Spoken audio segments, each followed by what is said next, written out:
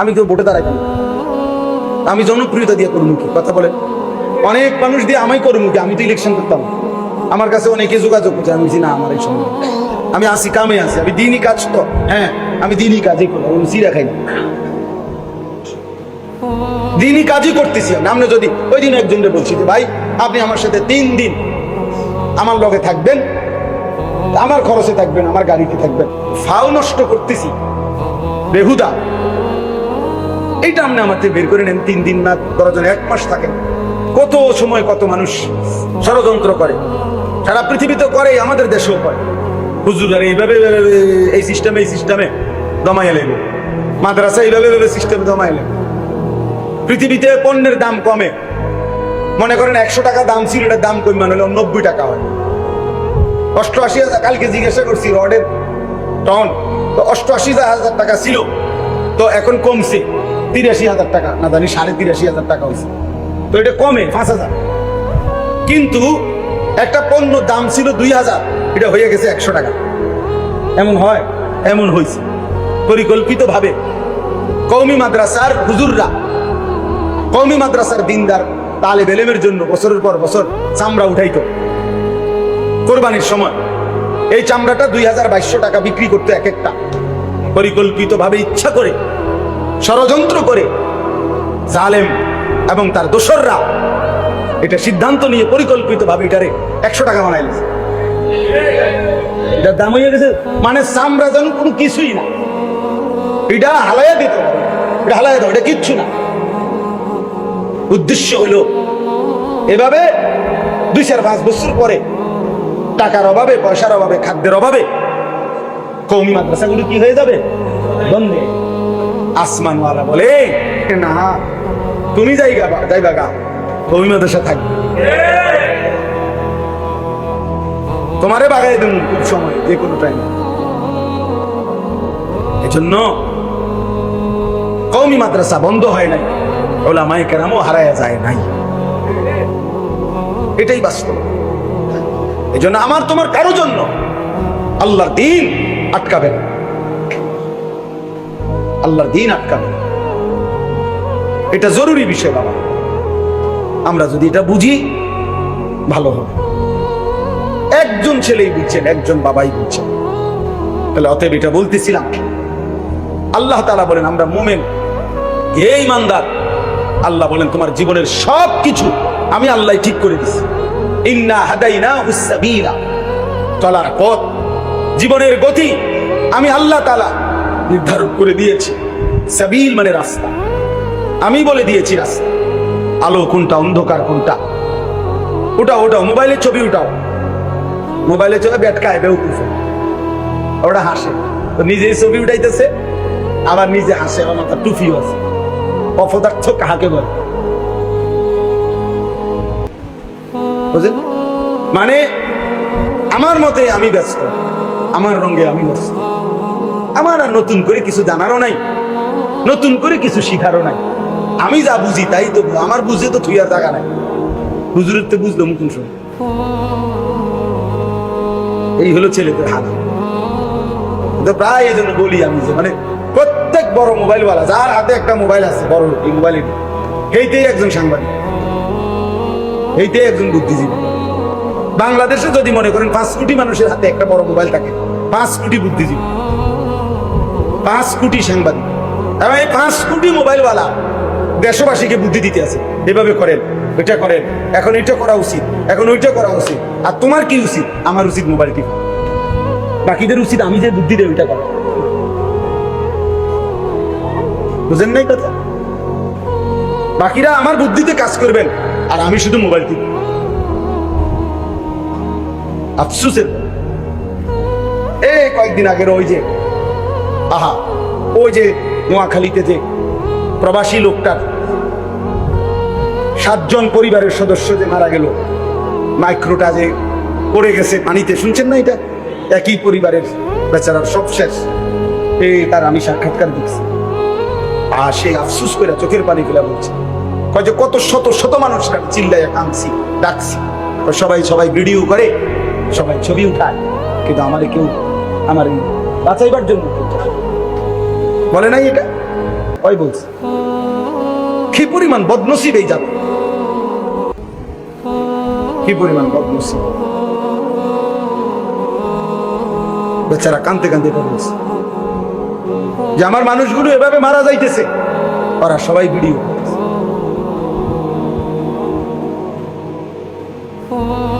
আল্লাহ আমাদেরকে হেফাজত। মাইলস্টোনের খবরের সময় আসছে না যে আপনার পানির বোতলের দাম দিয়ে যাচ্ছে 600 টাকা। কত বড় জালেম, কত বড় নিকৃষ্ট জানোয়ার, মানুষরূপী জানোয়ার, কত বড় নিকৃষ্ট বলে।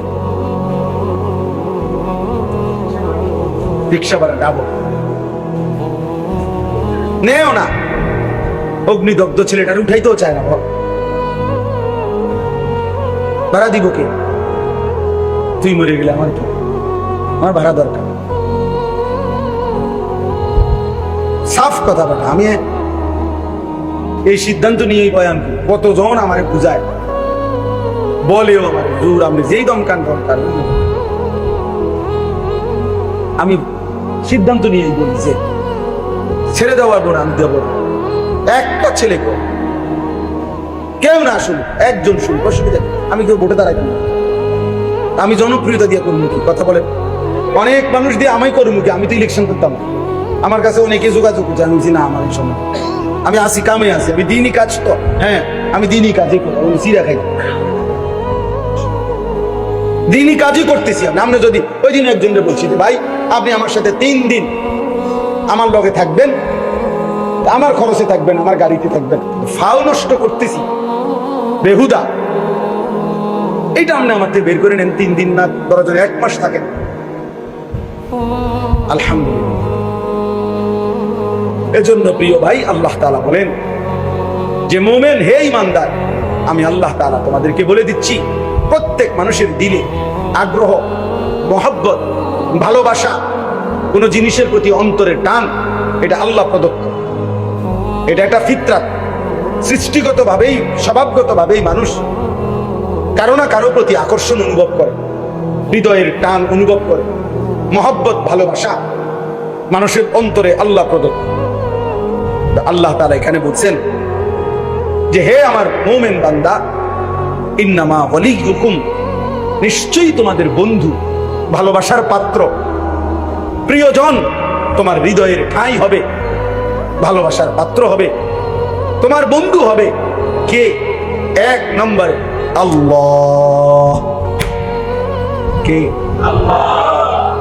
ইন্নামা ওয়ালিয়ুকুমুল্লাহ। আল্লাহ বলেন মুমিন তোমার প্রথম বন্ধু হবে আল্লাহ। কে? আল্লাহ। ওয়াল্লাযীনা আমানু আশাদ্দু হুব্বাল লিল্লাহ। আল্লাহ বলে যারা মুমিন, যারা ঈমানদার, তাদের সবচেয়ে বেশি ভালোবাসা আল্লাহর জন্য। কার জন্য? আল্লাহ বলেন জমিনে আমি এমন বান্দা সর্বদাই রাখবো, ফাসাউফা ইয়াতিল্লাহু বিকাউমিন ইউহিব্বুহুম ওয়া ইউহিব্বুনা। এমন বান্দা আমার জমিনে থাকবেই যারা আমি আল্লাহকে ভালোবাসি, আমিও যাদেরকে ভালোবাসি। ইউহিব্বুহুম ওয়া ইউহিব্বুনা। আল্লাহ বলে বান্দা তুমি যদি আমাকে নাও, ভালোবাসো, কোনো অসুবিধা নাই, মনে রেখো আমার জমিনে এমন বান্দা ছিল, আছে, থাকবে যারা আমাকে ভালোবাসে, আমিও যাদেরকে ভালোবাসি। বান্দা বলবে জমিন থেকে আল্লাহ আমি আপনাকে ভালোবাসি, আর শাজিমের মালিক আল্লাহ বলবে বান্দা আমিও তো তোকে ভালোবাসি। রাদিয়াতাম মারদিয়া।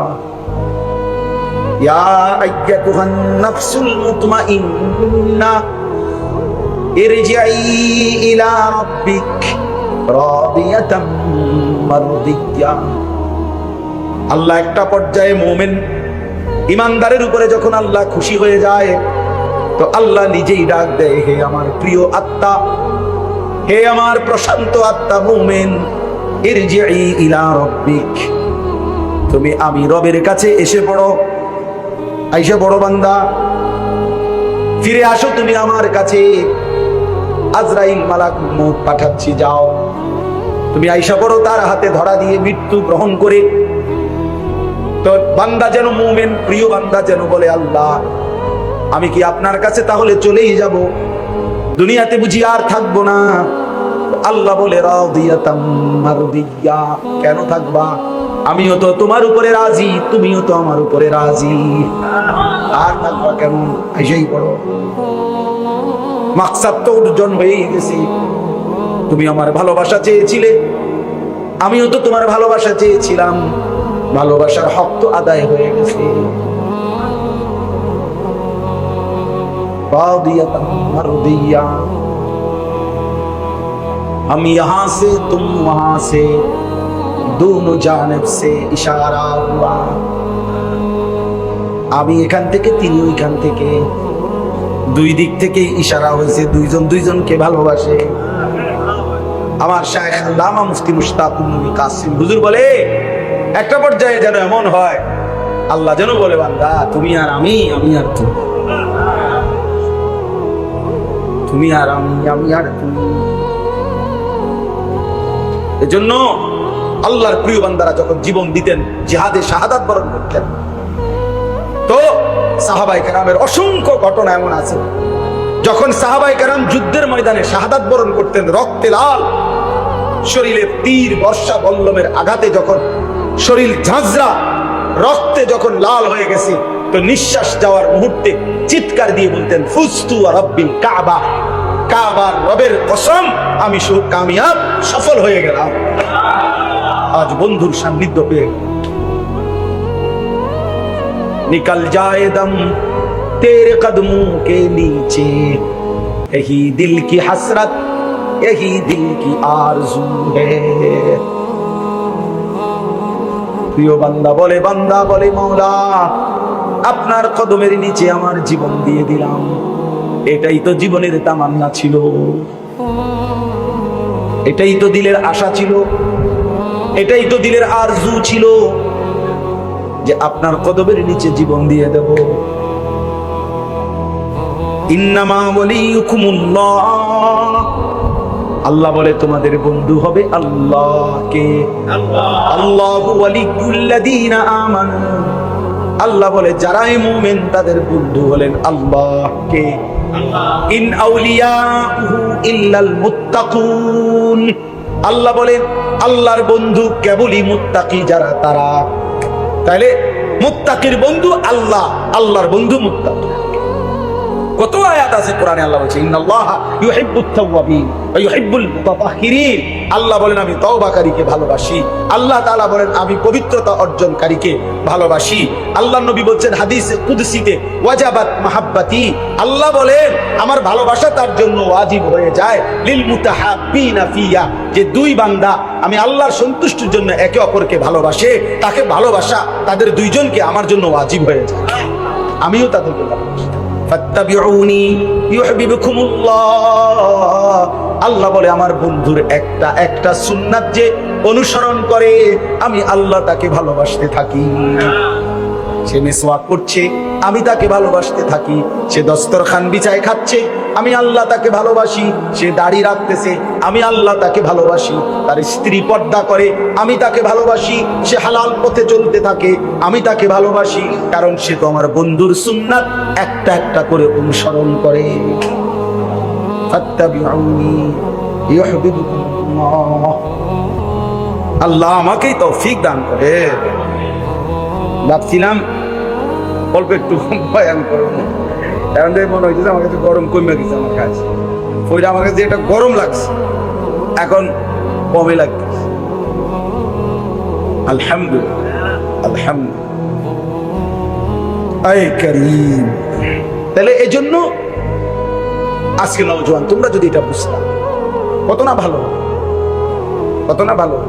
2 নাম্বার আল্লাহ বলেন ওয়া রাসূলুহু, দ্বিতীয় ভালোবাসা মুমিনের রাসূলুল্লাহ। মুমিনের প্রথম ভালোবাসা কার জন্য? দ্বিতীয় ভালোবাসা কার জন্য? রাসূলুল্লাহ সাল্লাল্লাহু আলাইহি ওয়াসাল্লাম।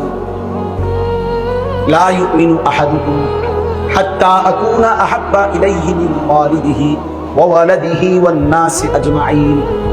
নবী সাল্লাল্লাহু আলাইহি ওয়াসাল্লাম বলেন, তোমাদের পিতামাতা সন্তানাদি পৃথিবীর সব মানুষের চাইতে যদি আমাকে ভালো না বাসো পরিপূর্ণ মুমিন হইতে পারো। হযরত ওমর রাদিয়াল্লাহু তাআলা আনহু বলছি, ইয়া রাসূলুল্লাহ, আমি সবকিছু চাইতে আপনাকে ভালোবাসি, শুধু আমার জীবনটা নয়। ইল্লা মিন নাফসি, জানের চাইতে বেশি ভালোবাসি, বাকি সবকিছু চাই।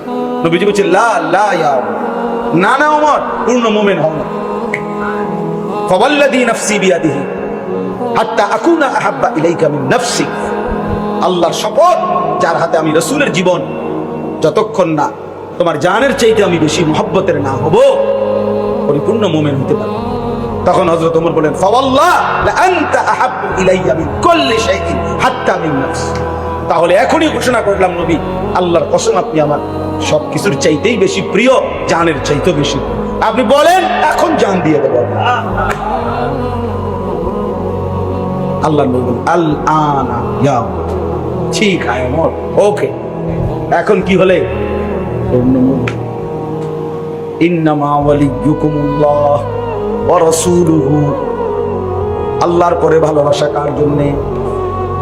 ওয়াল্লাযীনা আমানুল্লাযীনা ইউকিমুনাস সালাহ। প্রিয় ভাই শুনেন, ছেলে শুনো, আল্লাহ বলে 3 নম্বরে ভালোবাসা হলো ওই সমস্ত মুমিনের প্রতি, ওই মুমিনের সাথে আল্লাযীনা ইউকিমুনাস সালাহ, যারা 5 ওয়াক্ত নামাজ আদায় করে। একজন ইমানদার কোন বেনামাজি, ফাসিক, ওইরকম কোন নাফরমানকে ভালোবাসতে পারে না, মুসলমান হইলে পারে। সরাসরি কোরআনের আয়াত। আল্লাহ বলছে ইমানদারের প্রথম ভালোবাসা আল্লাহর জন্য, দ্বিতীয় ভালোবাসা রাসূলুল্লাহ সাল্লাল্লাহু আলাইহি ওয়াসাল্লাম, তৃতীয় ভালোবাসা ওই মুমিনের জন্য যে মুমিন কি নামাজ বলেন না কি ওয়া ইউতুনাজ যাকাত, এবং যারা যাকাত দেয়, আহুম রাকিউন, যারা আল্লাহর প্রতি বিনম্র, আল্লাহর প্রতি অনুগত, আল্লাহর প্রতি ঝুঁকে থাকে। রুকু মানে কি? রুকু মানে তো মূলত কি? ঝুঁকা, ঝুঁকা। তো আল্লাহর দিকে যে কি থাকে, যে নামাজ আদায় করে, যে যাকাত আদায় করে, যে আল্লাহর দিকে ঝুঁকে থাকে, আল্লাহ বলেন সেই হবে মুমিনের বন্ধু।